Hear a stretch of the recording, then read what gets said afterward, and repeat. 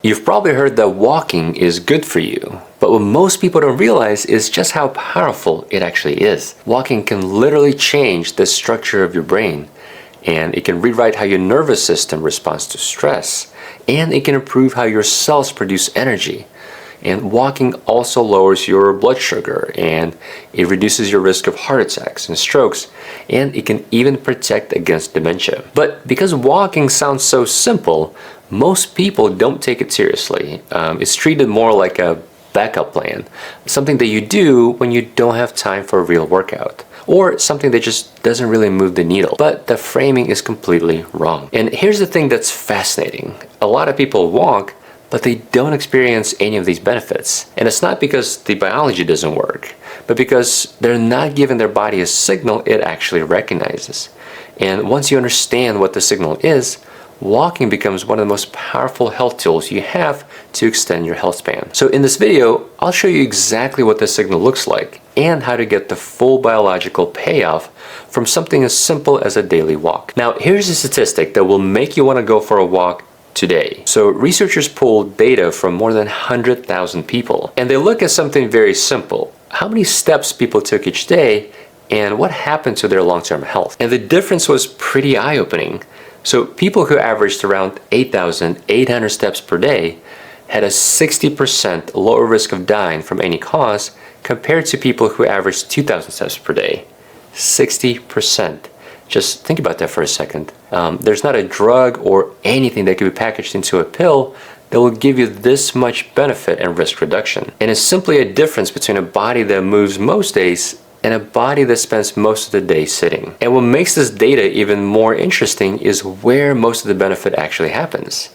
It's not at the high end. When researchers plotted the data, the biggest drop in risk happened very early. Just going from 2,000 to 4,000 steps was associated with about a 37% reduction in mortality. So in other words, there's no magic number where walking suddenly starts to work. Even the tiniest increases matter. That's why the all or nothing mindset that a lot of us have can be such a trap. People think if they don't have time for a full walk, it's just not worth doing. But the body responds to movement almost immediately.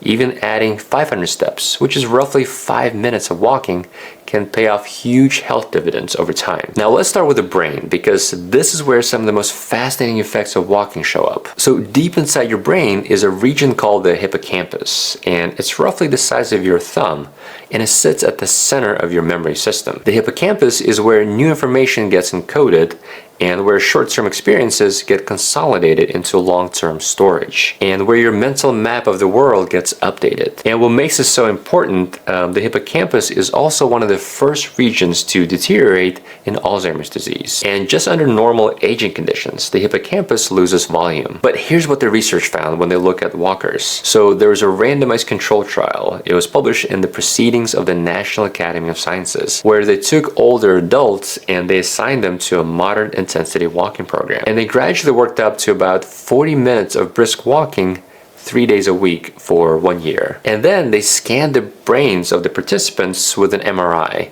And what they found surprised a lot of people. So normally, as we age, the hippocampus slowly shrinks, about 1 to 2% per year in older adults. And that gradual loss of brain volume is one reason memory tends to decline over time. But in that moderate intensity walking group, the opposite happened. Just after 1 year, the hippocampus actually grew by about 2% on the MRI. And that essentially reversed 1 or even 2 years of normal age-related brain shrinkage. And the participants whose hippocampus grew the most also showed the biggest improvements in memory. And the mechanism behind this involves a protein called BDNF, or brain-derived neurotrophic factor. So BDNF is, I think of it like a fertilizer for the brain. So it helps neurons grow, and it strengthens connections between them, and it helps different parts of the brain communicate with each other more efficiently. And simple walking can reliably increase those BDNF levels. That's why people who walk regularly often notice their thinking just feels different over time. Memory feels sharper, and they can focus better. And some of the mental fog people assume is just normal aging may actually be reversible with something as simple as a regular brisk walking regimen. But our brains are not just about memory. It's also the control center for mood and emotion regulation. And walking, as it turns out, has very powerful effects there as well. Walking directly changes the chemistry that regulates the mood and depression inside your brain. And most people have felt this effect before. You go for a walk when you're frustrated or when you're anxious, and somewhere during the walk, your mind starts to settle. And you come back feeling clearer and calmer and just a little bit more balanced. But what's interesting is that this isn't just psychological. There's a real biological shift happening in the brain, and that shift is a lot more durable than most people realize. So first, walking increases serotonin, that neurotransmitter that regulates mood stability and emotional baseline, not as a temporary emotional boost, but the underlying tone of how you experience the day and how you experience life. And walking also raises your endorphins, those compounds that reduce pain perception. And those endorphins produce a mild but a sustained sense of well-being. And third, walking produces a dopamine response that is more modest and more sustained than what you get from modern stimulation. So from things like the spike and crash you get from sugar or social media or gambling or just any other addictive behavior. And one thing that's pretty fascinating is we now have direct evidence that shows that walking can be just as effective as an antidepressant medication for the treatment of depression. There was a meta-analysis published in the British Medical Journal that analyzed 51 trials with over 1,200 participants. And those researchers found that simple walking can lead to moderate reduction in depression. And then if you just up the intensity of walking just a little, then you'll get even more powerful results. So there was a landmark study. It was a randomized control trial. It was called the SMILE study, where researchers took about 200 adults with major depressive disorder, and they randomly assigned them to 3 different groups. So one group received your standard antidepressant treatment with sertraline, which is Zoloft. And another group did supervised exercise. And the third group did both. And the exercise protocol wasn't anything extreme. It was essentially just brisk walking for 30 minutes at roughly 70 to 85% of their heart rate reserve. And they did that 3 times per week for 16 weeks. And here's the remarkable part. At the end of the study, the reduction in the depression symptoms in the walking group was essentially the same as what they saw in the medication group.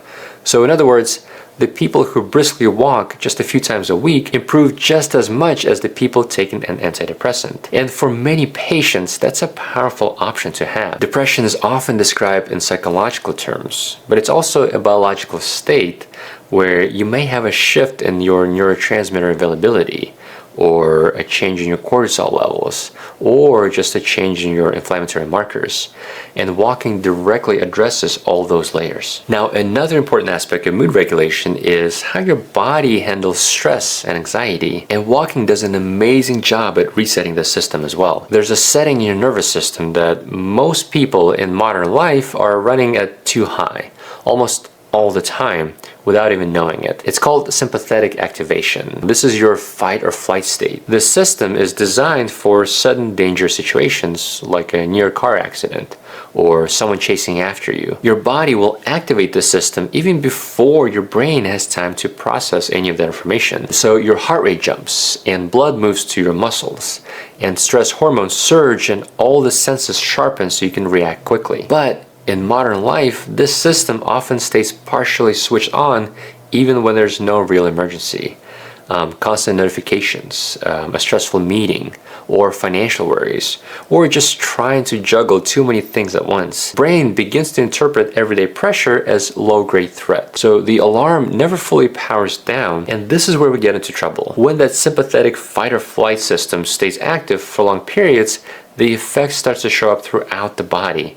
And the long-term cost of this is pretty significant. You get elevated cortisol, which is your body's primary stress hormone, which then damages sleep quality and it increases fat storage, especially around the abdomen. And then your immune system gets suppressed. You get more inflammation and your blood pressure starts trending up. And walking fixes all of this. When you walk, you produce this rhythmic left-right movement, which then activates your parasympathetic nervous system. So this is the counterpart of the fight or flight sympathetic system. It's your rest and repair system. And that left-right alternation of steps when you walk also produces a signal in the brain that is at a very deep level is associated with safety. Walking just signals to your body that you're not cornered and that you're moving through space and that you're not in danger. So as a result, cortisol levels come down and your heart rate variability improves.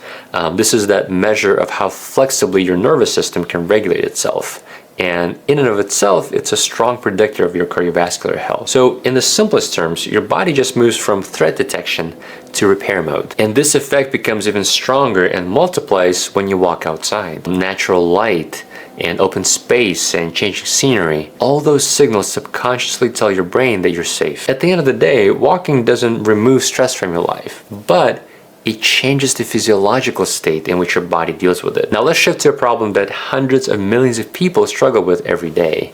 Energy crashes after meals, or brain fog in the afternoon, or that constant craving for sugar. This is all related to blood sugar control, and walking can fix that as well. Every meal is a metabolic event. When you eat food, it gets broken down into sugar, so sugar enters your bloodstream, and your pancreas releases insulin, which functions as a transport signal to your cells. Insulin tells them to open up and absorb the glucose so it can be used for energy. And in the healthy system, this happens pretty smoothly. So blood sugar rises and insulin moves it into cells and blood sugar comes back down. Clean and efficient. But in many people, and this happens gradually over the years, the cells stop responding to insulin as they should. This is insulin resistance. That lock that your insulin has to turn to let the glucose in gets sticky. So your pancreas has to produce more and more insulin to achieve the same effect. And as a result, sugar lingers in the bloodstream a little longer. And that's what leads to those energy crashes after meals, and eventually to visceral fat accumulation and more inflammation. But this is how walking fixes this problem. When you walk, your skeletal muscles contract, and contracting muscles can pull glucose directly out of the bloodstreams through a pathway that largely bypasses insulin. In our analogy, this glucose door opens without needing a key. The muscle just takes what it needs. And there are studies like this meta-analysis of 18 randomized control trials that show that just simple walking can lower your hemoglobin A1C by 0.5% in people with type 2 diabetes. And the timing of walking matters as well. So there was a small randomized crossover trial that showed that walking just 10 minutes after each meal, 3 times a day, was more effective than a single 30-minute daily walk in lowering blood sugar area under the curve, or basically that glucose spike after eating. And once again, you don't need a lot of steps to get a lot of benefits. That data shows that at just 7,000 steps per day, you get a 14% reduction in diabetes risk and a 47% lower all-cause mortality when you compare that to 2,000 steps. So a simple 10-minute walk after each meal will get you halfway there if you do that 3 times a day. But blood sugar is only one piece of the energy story, because here's another type of problem I see constantly in the clinic, and that is just baseline low energy despite adequate sleep and good blood sugar control. And in many cases, the problem is happening much deeper at the cellular level, and walking can fix that as well. So inside every cell in your body are structures called the mitochondria, and their job is to take the oxygen and the nutrients from food and convert them into ATP, or adenosine triphosphate, which is the actual molecular unit of energy that your cells depend on. So in a sense, mitochondria is your body's power generation infrastructure. When the infrastructure is functioning well, you feel it. But when it's degraded, you feel that too. So when you walk, especially at a brisk pace, your muscles contract in a steady aerobic rhythm. And that signal activates pathways inside your cells that stimulate mitochondria biogenesis. Or in other words, you're basically creating new mitochondria. And at the same time, walking also supports mitophagy, which is the process that your cells use to remove older or damaged mitochondria. So over time, something very important starts happening inside your cells. Just in the spans of a few weeks to a few months of consistent walking, your cells begin replacing older and less efficient energy generators with newer, healthier ones. People who walk consistently often describe a different quality of energy. It just feels steadier and more reliable and less dependent on coffee to get you through that afternoon. And this is a sign that your cells are full of healthy mitochondria just doing their job as they're supposed to. But this brings us to something very important, Because a lot of people hear all this and they say, well, I walk, but I don't see any of those benefits. And that raises an important question. Why does walking seem to work incredibly well for some people and barely do anything for others? Well, the answer comes down to one simple principle. Your body adapts to what it experiences repeatedly. It doesn't adapt to occasional signals. When a stimulus is inconsistent, the body treats it as noise, something to process and move on from, and not something to build around. But when that stimulus is consistent, the body begins to reorganize itself around it. And this is why consistency matters so much here. Your body needs to experience the signal often enough that it just begins to expect it. So the goal here is not a good week of walking.